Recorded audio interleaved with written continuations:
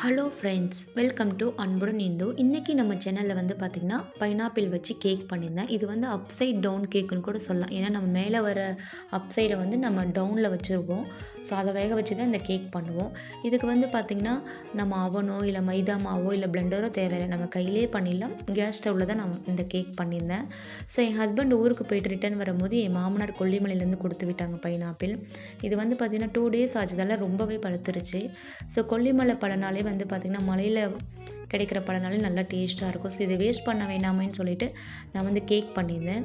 So வாங்க, so இது ரொம்பவே பழுத்துருச்சுங்கிறதால நான் வந்து கொஞ்சம் டிஃப்ரெண்ட்டாக கேக் பண்ணலான்னு கேக் பண்ணியிருந்தேன். இதில் வந்து முன்னாடியும் கொஞ்சம் பின்னாடியும் வந்து கட் பண்ணி எடுத்துக்கோங்க. அதுக்கப்புறம் இந்த மாதிரி சைடில் இருக்கிற அந்த தோலெல்லாம் ரிமூவ் பண்ணிவிடுங்க. இந்த மாதிரி வச்சு நம்ம ரவுண்ட் ஷேப்பாக தான் கட் பண்ணிக்க போகிறோம் கேக்கு டெக்கரேட் பண்ணுறதுக்காக. இது ரொம்பவே பழுத்ததால் கொஞ்சம் பாருங்கள் ஒரு மாதிரி ஆயிடுச்சு. ஸோ இதுக்கப்புறம் ரவுண்டாக கட் பண்ணிக்கோங்க. எப்பயுமே கேக் பண்ணுறதுக்கு வந்து பைனாப்பிள் நல்லா பழுத்து இருக்கணும். அப்போ தான் வந்து நல்லா கேக் நல்லா டேஸ்ட்டாக இருக்கும். காயாக இருந்ததுன்னா புளிப்பு மாதிரி இருக்கும். அதனால தான். ஸோ இந்த மாதிரி ரவுண்டாக கட் பண்ணிக்கோங்க.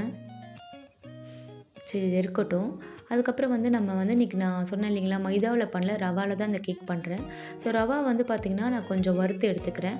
ஆல்ரெடி உங்கள்கிட்ட வறுத்த ரவாவாக இருந்தால் பரவாயில்ல, அதே எடுத்துக்கோங்க. இது ஆறட்டும். ஆறுறதுக்குள்ளே ஒரு சுகர் சிரப் ரெடி பண்ணிடலாம். அதுக்கு ஒரு பேனில் வந்து பார்த்திங்கன்னா இன்றைக்கி வந்து 1/4 கப் வந்து நான் சுகர் எடுத்திருக்கேன். அதுக்கப்புறம் ஒரு பிஞ்ச் வந்து சால்ட் ஆட் பண்ணிக்கோங்க. தேவையான அளவுக்கு தண்ணி கொஞ்சமாக ஊற்றி நல்லா கொதிக்க வச்சுக்கோங்க. அதுக்கப்புறம் நம்ம எந்த பாத்திரத்தில் வந்து கேக் பண்ணுறோமோ அந்த பாத்திரத்தில் அந்த பைனாப்பிள் கட் பண்ணியிருக்கோம் இல்லைங்களா, அதை வச்சு பார்த்துக்கோங்க. எத்தனை பீஸ் உங்களுக்கு வந்து இந்த டவுன் சைடில் வருதோ அந்த எடுத்துக்கோங்க. எனக்கு வந்து 4 பீஸ் வருது. ஸோ அதை வந்து நான் சுகர் சிரப்பில் நல்லா வேக வச்சு எடுத்துக்கிறேன். 3 to 5 மினிட்ஸ் நல்லா வெந்துடும். உடையாமல் பார்த்து அந்த ரவுண்ட் ஷேப் உடையாமல் எடுத்து வச்சுக்கோங்க. மீதி சுகர் சிரப்பை வேஸ்ட் பண்ண வேணாம், நம்ம லாஸ்ட்டாக வந்து கேக்குக்கு யூஸ் பண்ணிக்கலாம். ஸோ இதை எடுத்து வச்சுட்டு அந்த சுகர் சிரப்பையும் வந்து ஒரு பவுலில் வந்து எடுத்து வச்சுக்கோங்க. இந்த கேக்குக்கு வந்து அவனோ அதுக்கப்புறம் எலக்ட்ரிக் பிளெண்டர்லாம் தேவையில்லை. நம்ம நார்மலாக கேஸ் ஸ்டவ்லேயே பண்ணிடலாம். இந்த கேக் அவ்வளோ சூப்பராக வந்திருக்கு. இது நான் ஃபஸ்ட் டைம் தாங்க இந்த கேக் பண்ணியிருந்தேன். நல்லாவே டேஸ்ட்டாக இருந்தது. அதுக்கப்புறம் நம்ம அதுக்குள்ளே ரவா ஆறிடுச்சு இல்லைங்களா, ஸோ அதை ஒரு மிக்ஸி ஜாரில் வந்து ஆட் பண்ணி நல்லா பவுட்ரு பண்ணி எடுத்துக்கலாம். அதுக்கப்புறம் வந்து ஒரு 1/4 கப்பு, அதாவது 1/2 கப்பு எடுத்துக்கோங்க. 1/4 கப்புக்கு கொஞ்சம் அதிகமாக வந்து சுகர் எடுத்துக்கோங்க. அதையும் நல்லா பவுட்ரு பண்ணி எடுத்துக்கோங்க. நம்ம ரவாவும் நல்லா பவுட்ரு பண்ணணும், நம்ம ஒயிட் சுகரும் நல்லா பவுட்ரு பண்ணி எடுத்துக்கணும். குறைப்பாக இருக்கக்கூடாது. ஸோ அதுக்கப்புறம் நம்ம ஆல்ரெடி வந்து பார்த்திங்கன்னா அந்த சுகர் சிரப்பில் வேக வச்சது இல்லாமல் மீதி இருக்கும் இல்லைங்களா பைனாப்பிள், அதில் வந்து நான் ஒரு பியூரி ஒரு ஜூஸும் எடுத்துக்கிறேன். பியூரினா ஒன்றும் இல்லைங்க, தண்ணி இல்லாமல் வந்து அந்த பைனாப்பிளை நல்லா மசிச்சு எடுத்துக்கோங்க. இந்த மாதிரி இருக்கணும். ஜூஸ்னால் வந்து கொஞ்சம் தண்ணி கலந்து இந்த மாதிரி ஜூஸாக எடுத்துக்கோங்க. ஜூஸை வந்து பார்த்திங்கன்னா ஒரு 3 to 5 மினிட்ஸ் இந்த மாதிரி கொதிக்க வச்சுக்கோங்க.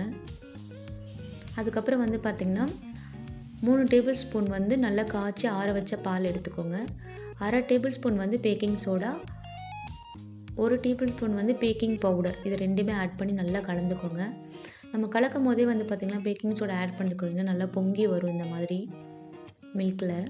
மில்க்கு காய்ச்சி ஆற வச்சுருக்கணும். அதுக்கப்புறம் வந்து பார்த்திங்கன்னா நம்ம பேக் பண்ண ஆரம்பிச்சிடலாம் கேக்கு. அதுக்கப்புறம் இன்றைக்கி நான் 3 முட்டை எடுத்துருக்கேங்க. 3 முட்டையும் நல்லா பிளெண்ட் பண்ணிக்கோங்க. உங்களுக்கு பிளெண்ட் பண்ணுறதுக்கு ரொம்ப கஷ்டமாக இருக்குன்னா நீங்கள் மிக்சியில் வந்து பல்ஸ் மோடில் விட்டு அடிச்சிங்கன்னா இந்த மாதிரி நல்லா வந்துடும் பாருங்கள். அதுக்கப்புறம் வந்து நம்ம பவுட்ரு பண்ண சுகரை ஆட் பண்ணிக்கலாம். நான் 1/2 கப் வந்து சுகரை வந்து மிக்ஸி ஜாரில் பவுட்ரு பண்ணி வச்சுருக்கேன். ஸோ அதை ஆட் பண்ணிக்கலாம். நல்லா பிளெண்ட் பண்ணிக்கிட்டே இருக்கணுங்க, கட்டி இல்லாமல். அப்போ தான் வந்து கேக் நல்லா டேஸ்ட்டாக இருக்கும். உங்களுக்கு கஷ்டமாக இருந்துச்சுன்னா நீங்கள் மிக்ஸி ஜாரில் கூட பிளெண்ட் பண்ணிக்கலாம். நான் கொஞ்சம் எக்ஸசைஸ் கைக்கு இருக்கட்டுமேனு சொல்லி கையிலே தான் பிளெண்ட் பண்ணுறேன். நான் விஸ்க் வச்சு தான் பிளெண்ட் பண்ணுறேன். இதில் வந்து பார்த்திங்கன்னா ஒரு 1/2 கப் அளவுக்கு நான் வந்து சன்லேண்ட் ஆயில் யூஸ் பண்ணுறேன். அதாவது வாசனை இல்லாத நீங்கள் எந்த ஆயில் வேணாலும் யூஸ் பண்ணலாம். அப்படி இல்லைன்னா பட்டர் கூட நீங்கள் யூஸ் பண்ணிக்கலாம். அதுக்கப்புறம் ஒரு பிஞ்ச் வந்து சால்ட் ஆட் பண்ணிக்கோங்க. பட்டர் வந்து அன்சால்டட் பட்டராக இருந்தால் கொஞ்சம் நல்லாயிருக்கும். அதுக்கப்புறம் வெண்ணிலா எசன்ஸ் யூஸ் பண்ணியிருக்கேன். வெண்ணிலாவுக்கு பதில் நீங்கள் பைனாப்பிள் எசன்ஸ் கூட நீங்கள் யூஸ் பண்ணிக்கலாம். அது வந்து 1 டீஸ்பூன் யூஸ் பண்ணுங்கள் போதும். எல்லாமே சேர்த்து ஒரு பிளெண்ட் பண்ணிக்கோங்க. அதுக்கப்புறம் வந்து நம்ம இடித்து வச்ச ரவா இருக்குது இல்லைங்களா, பொடி பண்ணி வச்சுருக்கோம்ல, அந்த ரவாவை ஆட் பண்ணிக்கோங்க. இது வந்து பார்த்திங்கன்னா நான் எல்லாமே ஆட் பண்ணி 3 to 5 மினிட்ஸ் வரைக்கும் நல்லா பிளெண்ட் பண்ணணுங்க. ஸோ கைக்கும் ஒரு எக்ஸசைஸாக இருக்கும். அதுக்கப்புறம் வந்து நம்ம பியூரி பண்ணியிருக்கோம் இல்லைங்களா, அதாவது இந்த பைனாப்பிள் வந்து தண்ணி இல்லாமல் நம்ம அரைச்சி வச்சுருக்கோம் இல்லைங்களா, அதை ஆட் பண்ணிக்கோங்க. ஏன்னா பைனாப்பிள் ஃப்ளேவர் வரணுங்கிறதுக்காக தான் நான் வந்து அந்த பியூரி பண்ணி வச்சுருந்தேன். அவ்வளோதான். அதுக்கப்புறம் நம்ம அந்த பாலில் வந்து பேக்கிங் சோடா, பேக்கிங் பவுடர்லாம் கலந்துருக்கும் இல்லைங்களா, பால் வந்து ஒரு 3 டேபிள் ஸ்பூன் எடுத்துக்கோங்க. அதில் இதை கலந்து வச்சுக்கிட்டிங்கன்னா அவ்வளோதான். கலந்துட்டு இதில் ஊற்றிட்டு அதுக்கப்புறம் கலந்துக்கோங்க. நம்ம எந்த பாத்திரத்தில் கேக் பண்ணுறோமோ அந்த பாத்திரத்தில் வந்து நல்லா டிஷ்யூ பேப்பர் வச்சு தண்ணி இல்லாமல் தொடச்சி எடுத்துக்கோங்க. அதுக்கப்புறம் வந்து நான் இன்றைக்கி நெய் யூஸ் பண்ணியிருக்கேன். இதில் நீங்கள் பட்டர் இல்லைன்னா ஆயில் கூட யூஸ் பண்ணலாம். ஸோ கேக் பண்ணுறதுக்கு முன்னாடி இந்த மாதிரி நெய்யில் வந்து கலந்து வச்சுக்கோங்க. நான் அந்த பாத்திரம் ஃபுல்லாக வந்து வரணுங்கிறதுக்காக நான் நெய்யை எல்லா இடத்துலையும் ஸ்ப்ரெட் பண்ணியிருக்கேன். அந்த மாதிரி ஸ்ப்ரெட் பண்ணிக்கோங்க. இப்போ வந்து நம்ம சுகர் சிரப்பில் வேக வச்சுருக்கோம் இல்லைங்களா பைனாப்பிள், ஸோ அதை வந்து டெக்கரேட் பண்ணிக்கலாம். ஸோ நான் அழகாக அடுக்கி வச்சுருக்கேன். கேக் வந்து இதுதான் டாப்பில் வரும். ஸோ அதனால தான் இதுக்கு வந்து அப்சைட் டவுன் கேக்குன்னு சொல்லுவாங்க. பாருங்கள், அழகாக அடுக்கி வச்சுட்டேன். இப்போ நம்ம ரெடி பண்ணி வச்சுருக்கோம்ல பேட்டர், அதை நம்ம ஊற்றிக்கலாம். ஊற்றும் போது எல்லா பக்கமும் பரவுற மாதிரி ஊற்றிக்கோங்க. ஊற்றி முடிச்சதுக்கப்புறம் நல்லா இந்த மாதிரி தட்டினீங்க அப்படின்னா காற்று கொஞ்சம் அந்த மாதிரி ஏர்லாம் இருந்துச்சுன்னா நம்ம நல்லா எல்லா பக்கமும் ஸ்ப்ரெட் ஆகிடும். இன்றைக்கி நான் வந்து இட்லி பாத்திரத்தில் பண்ணுறேன். இட்லி பாத்திரத்தை ஒரு 5 நிமிஷம் நல்லா ஹீட் பண்ணிவிட்டு ஒரு ஸ்டாண்டு வச்சுக்கோங்க. அதுக்கப்புறம் நம்ம ரெடி பண்ணி வச்சுன்னு கேக்கு பாத்திரத்தை வச்சுக்கோங்க. பேட்டர் ரெடி பண்ணியிருக்கோம் இல்லைங்களா, அது இது வந்து ஒரு 5 மினிட்ஸ் அப்படியே அந்த ஹீட்லேயே இருக்கட்டும் லோ ஃப்ளேமில். அதுக்கப்புறம் கொஞ்சம் இட்லி பாத்திரத்தை தண்ணி ஊற்றிட்டு கரெக்டாக 35 மினிட்ஸ்லேருந்து 50 மினிட்ஸ் வரையும் வேகணும். நீங்கள் வெந்துச்சான்னு செக் பண்ணுறதுக்கு இந்த மாதிரி ஷார்ப்பானது ஏதாவது உள்ளார விட்டிங்கன்னா ஒட்டாமல் வரும். அதுதான் நம்ம வந்து பதம். நல்லா ஆற விட்டுட்டு அதுக்கப்புறம் எடுத்து வச்சுக்கோங்க. எனக்கு இன்னும் கொஞ்சம் வேகணும். நான் கரெக்டாக 50 மினிட்ஸ் வேக வச்சுருக்கேங்க. அதுக்கப்புறம் நம்ம அந்த சுகர் சிரப்பை எடுத்துருக்கோம் இல்லைங்களா, நல்லா வெந்ததுக்கப்புறம் சுகர் சிரப்பை மேலே இது மாதிரி எடுத்து வச்சுக்கோங்க. அதுக்கப்புறம் ஒரு நைஃப் வச்சு இந்த மாதிரி சுற்றி நம்ம எடுத்துக்கணும். நம்ம வந்து நெய் பரப்பி இருக்கிறதால எதுலேயுமே ஒட்டாது. சுற்றி நீங்கள் எடுத்திங்கன்னா அழகாக கேக் வந்துடும்.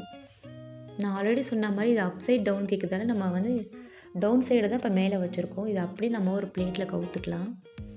பாருங்கள், நம்ம அப்சைடு இப்போ தான் இனிமேல் தான் வரும். நல்லா ஆற வச்சதுக்கப்புறம் தான் அங்கே கவுக்கணும். இது கம்ப்ளீட்டாக ஆறணும்.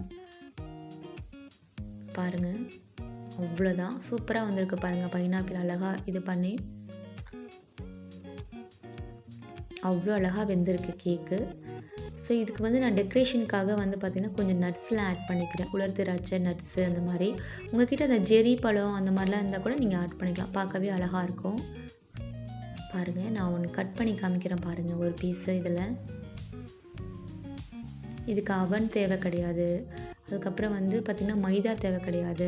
நம்ம ரவாவை வச்சு இந்த மாதிரி அழகாக சூப்பராக ஹெல்த்தியான கேக்கு வீட்டிலேயே பண்ணலாம். அதே மாதிரி பார்த்திங்கன்னா பிளெண்டரும் தேவையில்லை. நம்ம கையிலே வந்து விஸ்கு இல்லைன்னா ஸ்பூனில் கூட கலந்துக்கலாம்.